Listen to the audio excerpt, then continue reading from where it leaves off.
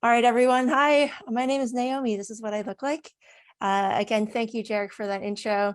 I'm going to be talking about one of my favorite topics, building the next generation of cybersecurity professionals. And if you saw Bobby Ford's amazing keynote earlier this morning, you'll have heard about Hewlett-Packard's internal program for growing cybersecurity talent. He calls it grow their own or grow your own talent. And they take in highly motivated and just amazing individuals, and they transform them over the course of 6 months into fully fledged cybersecurity team members. And so this talk will be in the same vein, but geared more towards those smaller cybersecurity teams, because after all, we're not on those giant teams, right? So I'm going to do something really quick. I just sent a poll over to the Summit discussion channel. So if you take a look at the Slack Summit discussion channel, I just sent in a poll. Hopefully it works. If you wouldn't mind, everyone listening to this, just put in a number, select a number. What percentage of US and UK businesses are fewer than 500 employees, so are small or mid-sized? So go ahead and vote. I'm going to be reading off the results here in a second, because if you where's a yes, what percentage of businesses have fewer than 500 employees, AKA small or mid-sized? What would you say? And I really only have the stats for the United States, United Kingdom, and Canada at this point. So go ahead and try to guess there. Do your best, put in a number. I'm going to read off these votes here. Oh, looks like we got a bunch for 99% and also 50 to 99%. What percentage of US and UK businesses? And by the way, this checks off for audience participation, so check. All right. All right, we're getting a ton of votes for 50 to 99%. Thank you, guys. Amazing, amazing, amazing. Cool. All right, so here's the answer. You guys ready? It's actually 99.9%. It is over 99%. Yes, it is. You don't believe me, check out Department of Labor statistics for all these countries. It is 99.9%. So these companies, they're all over the place. And this is the reason why I want to say it. Not everyone works for a giant company like Hewlett-Packard. No, not everyone has that opportunity. But many of us do work for small and mid-sized companies. In fact, about 50% of all US workers work for a small or mid-sized company. So chances are you are listening and you 50% chance you work for one of these small and mid-sized companies. So this talk is geared for you, cybersecurity leader of a mid-sized company. I hope to bring some good information to you. All right. Because objectively, I want to just set the table stakes here. We are losing the war on cybercrime. Yes, unfortunately, we are. The headlines don't lie. The numbers don't lie. By any objective measure, we are losing the war on cybercrime. What you see in the news, what you saw in the news today with that popular ride-sharing app, those surveys, it's all true. You know, we're losing the war on cybercrime. And if you take a look at some more data here, this is from the oh gosh, what is it? Oh, the FBI Internet Crime Center report in 2021. So take a look at this trend here. Back in 2017, you've got that small red bar, only $1.4 billion in total losses. But now, last year, 2021, 6.9 billion. And those numbers are just keep going up, guys. There's just so much more out there. And these are only just the reported numbers. There's no stat into actually what the total really is on how much businesses have lost over the years. But this is 18.7 billion in total losses since 2017. So that's quite a lot. So more stats. Here's some ransomware. Here's a trend. And this is from the Verizon data breach investigations report. Whew, that's a tongue twister. This is from 2022. So if you start 2017, ransomware as a percentage of all incidents was, hovering around the 1 or 2 percentage points. But back in 2021, this is last year, this is now closer to 25, 30. So you can see ransomware is taking off, cybercrime is taking off. It is now more financial for the cyber criminals, and they make a lot of money off of poor cybersecurity hygiene. And if you look at this news, you'll see headline after headline after headline. And you also see things like, most companies are going to be affected, all these headlines that you'll see. And, oh, this is a big one. Cybercrime to cost the world $10.5 trillion annually. That's a lot of money.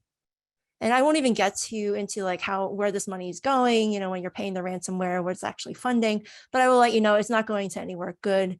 So we as cybersecurity professionals want to limit the amount that's going back into the underground, the cyber criminal world, as much as possible. So we are here trying to fight that war.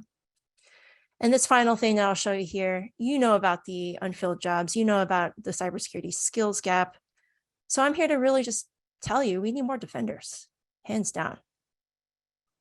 And what that really means is we just need more troops in the ranks. I think Bobby said it this morning, like, we can't just poach people. We can't solve this problem by out poaching one another, right? Like, we need to build up the next generation. We need to, gosh, I want to retire. Here's the thing. I want to retire. I would love to retire, but I don't feel like it'd be in a good position if I were just to leave and there's really nobody filling in the ranks behind me, right? So we want to build that next generation, show them what good cybersecurity practice looks like. And remember, cybercrime is asymmetric, in which one bad actor or one group of bad actors can take down hospitals, schools, grocery stores, manufacturing plants. They can take down governments and, yes, ride-sharing apps, and they can infiltrate our communities. So what's the solution here? The solution is to hire junior level talent. And that's how we're going to win the war on cybercrime. Because the noobs and the new folks that we hire today will become the grizzled veterans that we need to fighting our battles tomorrow. All right, but if you're still on the fence, this is what I'll tell you. I just want to have one more statistic. I want to tell you why you're going to walk out of here and be like, all right, what am I even if I do hire these junior level people, Naomi, like, what am I going to do with them? Okay, I'm going to tell you why. I want to tell you one more statistic here. Okay, here we go. All right. 82% of all incidents in 2021 involve the human element. And this is another statistic from the Verizon DBIR report in 2022. So basically, human error, phishing, misconfigurations, all these things. The ride-sharing app that got hacked the other day was a result of the human element. So 82%. So if you take a look at that number, if you take that number, 82%, and then you take a look at the root causes of the breaches that actually happened. So out of the thousands of incidents and thousands of breaches that Verizon analyzes and puts together this very nice report. If you guys don't know about it, go check it out. They publish one every year. It's amazing. Take a look at this. Credentials, phishing, those two things at the top make up a majority of the breaches. These are the root causes. So take a look at creds, take a look at phishing, and you want to think about what that means. Like what could have solved these issues? What could have stopped these things from happening? And you think about it, it's like, it's kind of basic stuff, right? You want to like access controls and IAM and good asset management and good security awareness training. All that stuff does not take a CISSP, does not take 5 years of experience. It does not take any of those things. You can hire somebody like a junior person and have them benefit your company day one because the data points to it. It's 100% all there. It's like the root causes for a majority of these breaches is the result of poor basic hygiene. And we all know this, but what do? We hire all these fancy people with the fancy titles and we pay them the fancy salaries and we still have breaches, guys. So here's what I'm saying. Here's some of the top 10 mitigations. Let me see where the source is. This is from the CISA RVA, the Risk and Vulnerability Assessment Report back in 2021. And they say out of the top 10 mitigations to go ahead and fix most of the breaches incidents out there, top 10 mitigations out there include user training, user account management, restricting web-based content, and password policies. I highlighted these because they are things that our junior level people can do for us. Yes, they can do these things. I promise you, they're smart, they're intelligent, they're very well versed in technology, and they're great at communication, and they're cool, they're really fun, and they give you like life, which I love. I love talking to young folks. They make me feel young again. I love it. So take a look at these top 10 mitigations. The top 4 of them our juniors can do. Yes, they can. Because the fundamentals, according to ISO 27001 and 2, the NIST, CSF, the what am I thinking? The CIS critical security controls, all these things.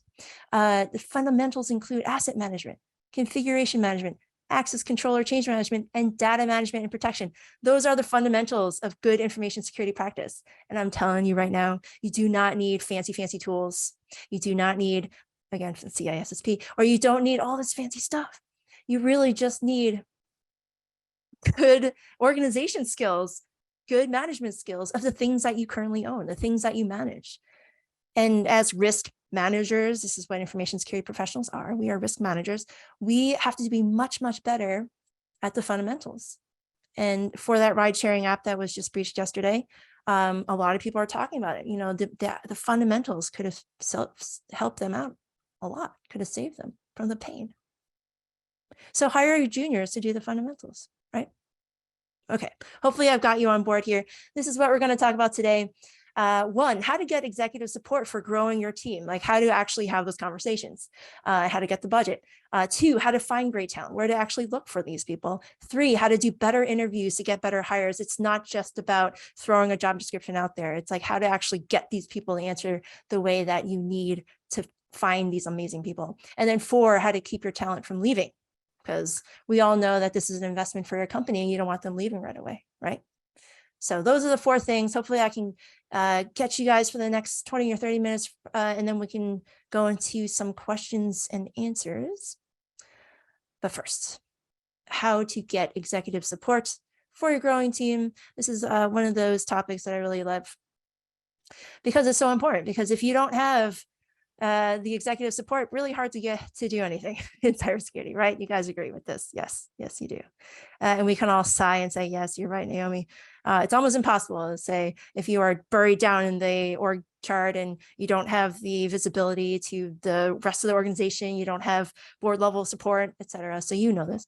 So the one thing that I do want to stress here is focusing on those fundamentals. If you do asset management really well and data protection really well, and you can show the value to the company, you say, hey, here are all the great things that we're doing at the basic level, because we've gotten our X's and O's covered so well that these are the things that are going to be the foundation for everything else that you're going to ask for. So if you're asking your executives for money to do, for more money to do like something like EDR or something fancy like this, then you're going to give them the proof. You're going to say, here's how we do the fundamentals so well. We now have the bandwidth to go ahead and do more of that fancy stuff. But to do the fundamentals, of course, got to get back down to those brass tacks and get everybody on board, not just the security team, but everybody from the CEO on down, to get everyone focused on security as a core responsibility of everyone's job. So focusing on those fundamentals. If everybody on the executive team understands that security is their responsibility, they're gonna be on board. At least I would hope so.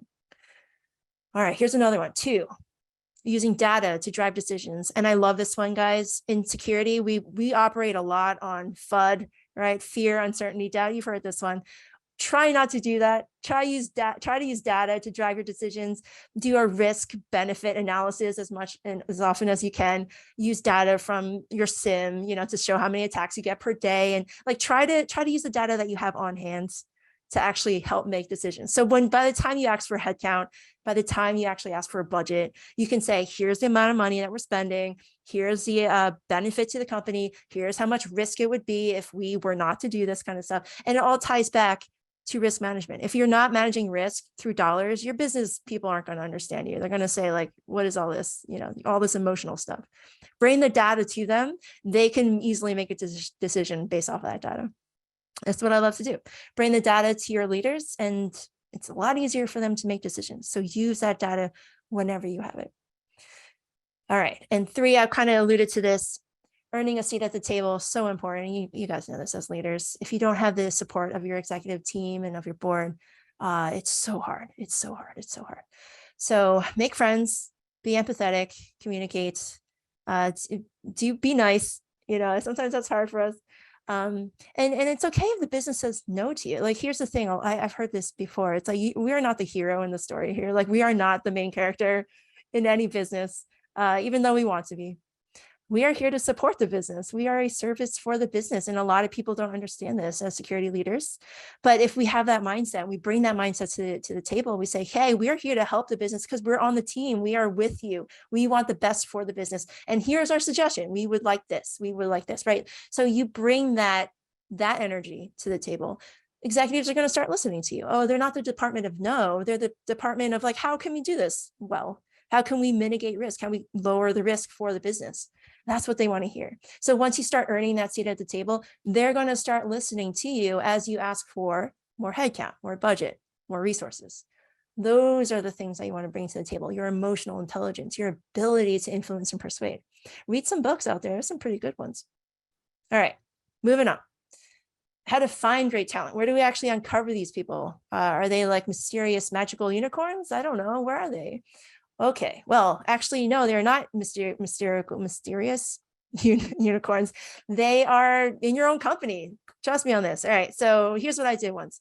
I had a job opening for an application security engineer, and I really wanted someone who knew our tech stack. So it was like we had a Ruby mid-tier, Vue front end. It was like a MySQL backend. It was pretty dinky, but I knew I wanted somebody with that tech stack skill, and I knew I wanted somebody who worked in Azure, and I knew I wanted somebody who like knew our apps just a little bit, right? So who am I going to hire, right? Hints. It was somebody in my own company. It was an engineer, developer, who had an interest in security. And the person had helped with closing some tickets and some vulnerabilities that they have found. And, hey, you might be really good at the security stuff. You want to check it out? So I had some side conversations with them, showed them some of the cool things about application security, and they were all about it. They're like, yes, this is the best thing I've ever seen, right? And I got them hooked, gave them that little bit of a taste, and they got hooked, and then I hired them. So I stole them from that team wasn't too happy with me, but that's the kind of idea. You want to make friends and get people interested in security enough so that you can start pulling them in from different parts of the company. And it's not just application security, by the way. You can do this with like compliance. If you're on the compliance team, you can get somebody from the policies team, other areas of the team where you can actually just get different people who might be interested in working for you. And that's how you're going to bring your empathy and your emotional intelligence to the table to get people to join your team. So look within your own company. It's a really wonderful place to start. If you have a security champions program, it's a really good place. Also build up people who will be advocates for good security within different departments, different business units within your company. And that's where you're going to start, infiltrating. You're saying, all right, I'm going to take the security champion, try to get them on my team eventually. All right. They're a great, great resource. Two, look at other industries, and this is not what I mean by like poaching. Don't poach as much, but what you can do is use transferable skills. So you take a look at like a librarian, for example. They're really good with information science. I mean, they got a degree in it. They're good at organizing. They're good at a whole bunch of stuff. I'm not a librarian, but they're really good at amazing things. Other things like baristas. Hired a barista once. They are really good at multitasking. Wow, they can handle so many different orders in their head and all these, and they're good and they're fast and they're accurate. Right? These are good people that make SOC analysts. These are actually people who would be good with tracking down data and filling out different action things that you have to have them do. You're asking them to do. Following through on tasks. These are the people that are massively helpful. And if you are just thinking about different transferable skills, that'd be great. Teachers, really good at communicating, at wrangling students, and education. Like these are the folks that would be amazing, amazing, amazing in our industry. Just look at those transferable skills. It does not have to be in tech. All right. And three, this is an important one, guys. Write better job descriptions. And I'm telling you, the job descriptions that I'm seeing out there, they're not good, really not good with a capital NG. They're really bad. And I know this because I actually did an analysis on LinkedIn. So I used the APIs, scraped some data. Don't tell anyone. Their CSRF token didn't work that day. So I essentially just took a look at like 1,000 LinkedIn jobs and I analyzed all the data and I realized like, wow, these are pretty bad. I think on general, all the entry-level jobs required 5 years of experience and a CISP. I'm not even kidding you. It was like, the data showed it. So the job descriptions are bad. Go ahead and take a look at any Indeed or LinkedIn job description and it proves my point. So if you're writing an entry-level job description, it really should just have the basics, like, hey, you've got a great passion for this, you're good at learning, you can show energy and motivation for the job, and you're excited about bringing your whole self to the job, right, to the company. And that's really all you need. You need somebody who's intelligent. You kind of ask them during the interview, which I'll show you in a second how to do that. And you ask their history, see if they've actually learned something difficult in the past, how were they able to apply it to different jobs. These are the things that people have. They do. And they're not mysterious unicorns. They're out there. That's the thing. Like, I don't think the candidates are the ones with the problems. I think they're great. I think the candidates are amazing. Just find 10 minutes to talk to any one of them. They're amazing. I think it's the people who are doing the hiring that could just like work on ourselves a little bit. So please, please, please write better job descriptions. There are ways to do this. Learn something, read a book. There's frameworks that you can use to write good job descriptions. Hit up your HR team. I'm sure they have many templates for you to write good job descriptions. If you feel like your job descriptions are good enough, like, okay, then, you know, that's a good start. See what kind of candidates you're getting, right? That's like the proof. So if you're getting really good candidates that match your job description, great, you've got a great job description. But if you're seeing people who aren't really quite what you're looking for, right, and it's not really working out, you got to get better at your job descriptions. So take a really good look, ask somebody to help you edit your job description, review your job description, give you some feedback on your job description. You're going to have a really good one at the end. So writing those better job descriptions will get you that better talent. All right, and please, if you have any questions, type it along in the chat. I know I'm going a little fast. I'm about halfway done. So please go ahead and put some questions in there. I'm happy to answer them at the end. So this is how you would do better interviews to get those better hires. All right, now this is important here. Practice blind hiring. I'm a huge advocate for removing unconscious bias in hiring practices. So this is what I mean by blind hiring. And I'm sure you guys know this and you've heard of this, but you essentially want to like anonymize people and they're just numbers. Essentially at the end of the day, you're going to get rid of names, any identifiable information about like where they live and what their gender is and any identity information, like even where they went to school, like try to get this anonymized. So what I do is I actually go through the HR team and I ask them, hey, before you send me any resumes, would you mind, right? And I ask them, blank out their name, blank out their phone number, where like their area code, like get rid of their hobbies. I don't really need to know that right now, right? Maybe later I would like to know, but right now that is just going to give me some bias. Like what if I don't like somebody who does snake collecting? I don't know. Like get rid of those unconscious bias as much as possible. This is blind hiring. And then what you end up with is that first round. This is for the first round. You're going to get people who actually have the skills, like the merit in order to get to the further parts of the pipeline, right? The hiring pipeline.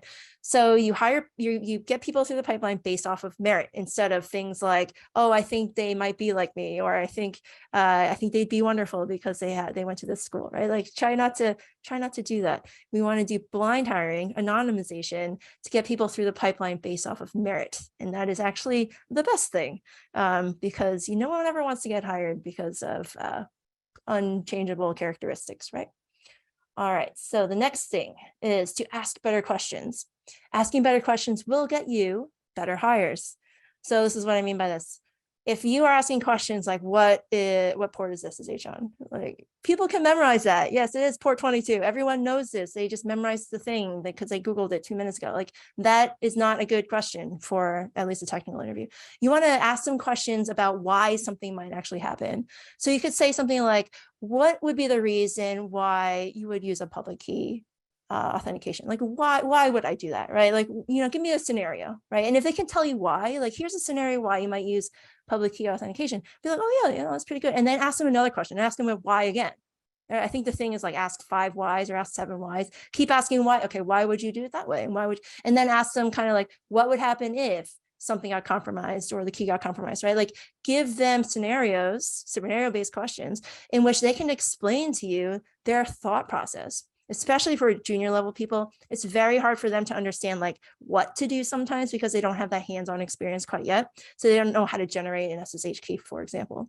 But they can tell you, hopefully, what an SSH key would be used for, right? So these are the kind of things, ask them why, not just what or how, because they don't have that experience yet. So for these junior folks, you want to ask them the why, and don't ask those bland questions and don't do trick questions. I think somebody had asked me this when I was a junior. It's like, gosh, what is this? What port is ping on? I was like, oh yeah, ping, and it threw me for a loop. And I realized later, it was like, oh, ping doesn't even operate at that level in the stack, right? So it was just very, those are the things that kind of I remember as a junior person, and they didn't help. They didn't help anyone. It just made me feel like an idiot. So ask better questions, get better candidates. I'll leave you with that.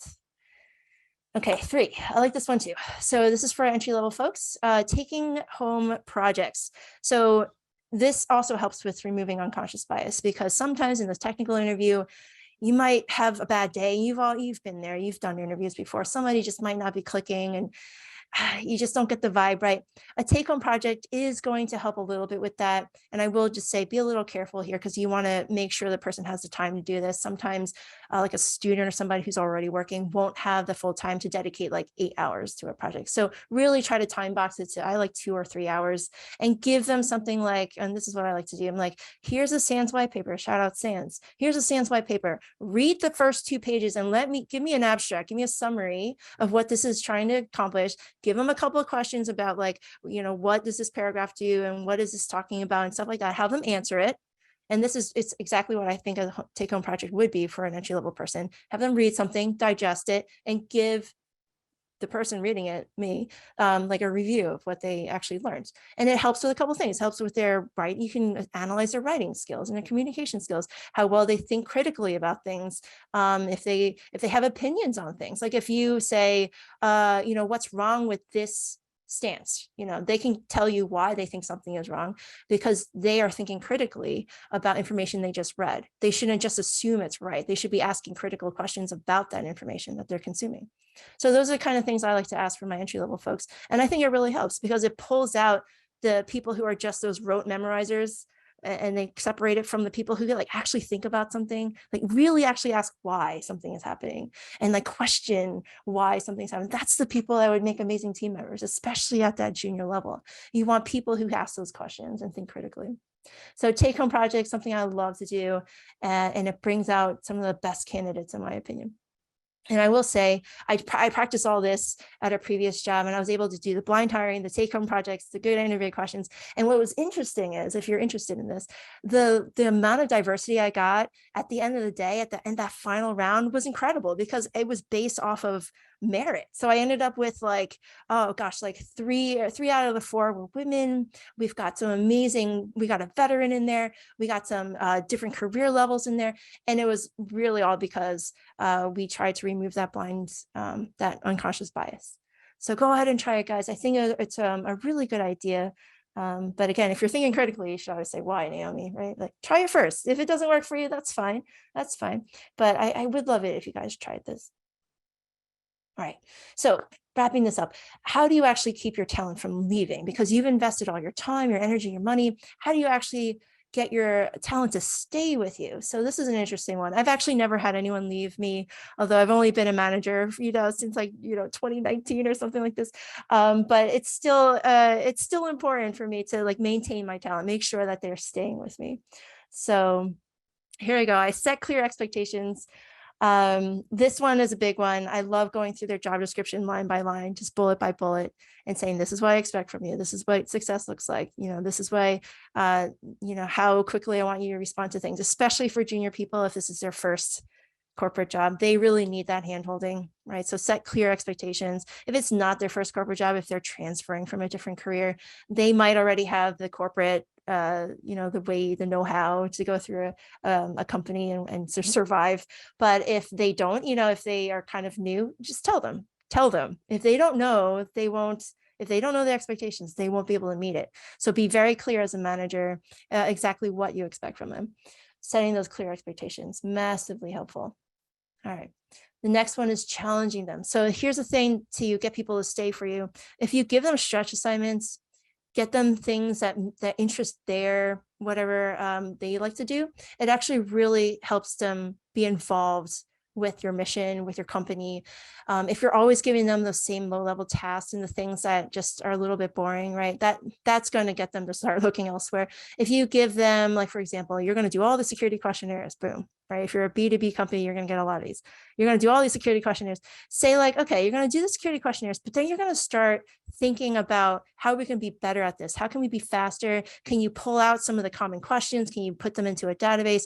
Can you make a nice maybe a web app for it so we can filter? Like, can you build something to help automate this stuff? Like get them ideas and challenge them to help your team too. So it's not just doing the rote things and just filling out security questionnaires. It's actually helping your team, helping your company. And always think critically about the things you actually want them to do. And this goes back to writing a really good job description. Think critically about the role and what you actually need. So again, goes back to those fundamentals.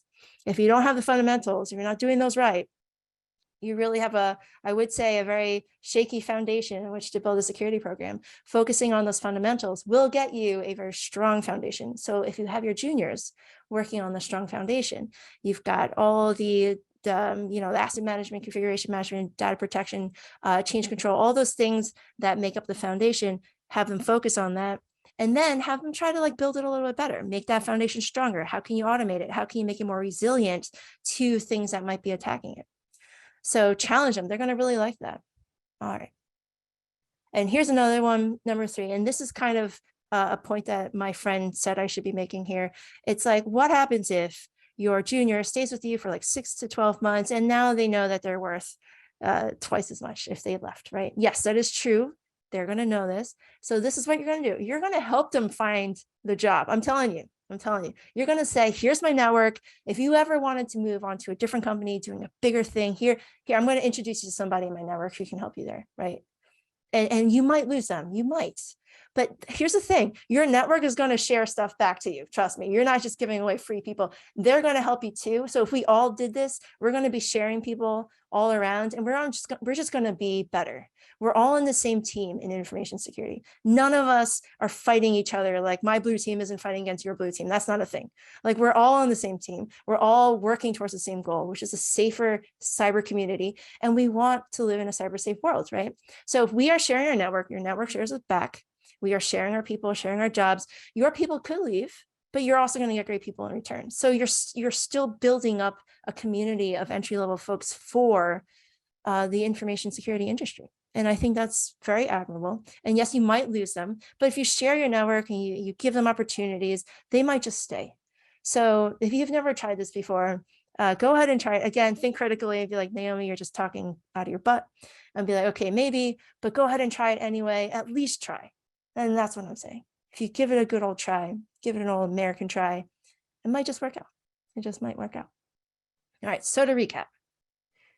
Number 1, getting executive support, focusing on those fundamentals, using data to drive decisions, and earning a seat at the table will get you that executive support that you need in order to build the next generation, especially on a limited budget. Finding great talents, look within your own company, look at other industries for transferable skills, and write better job descriptions to get those great job candidates.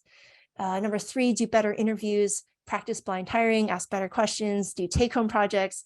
You could still do technical interviews, I'm telling you, but be really careful. You've got your final set of candidates here. That's where you're going to do those final rounds. So you've removed as much unconscious bias as possible. Number 4, keeping your talent from leaving, set clear expectations, challenge them, share your network. These are the things that will help keep your great team members from going elsewhere. And I just want to drop one thing here. Cybersecurity Gatebreakers Foundation just recently got our 501c3. So we're really, really excited about this. We are here to break down the gates in cybersecurity by changing the hearts and minds of hiring managers such as yourselves to hire and train the next generation. So thank you, everyone. My name is Naomi. Again, this is what I look like. You can find me on LinkedIn and Twitter, and check out our website, cybersecuritygatebreakers.org. Jarek, back to you.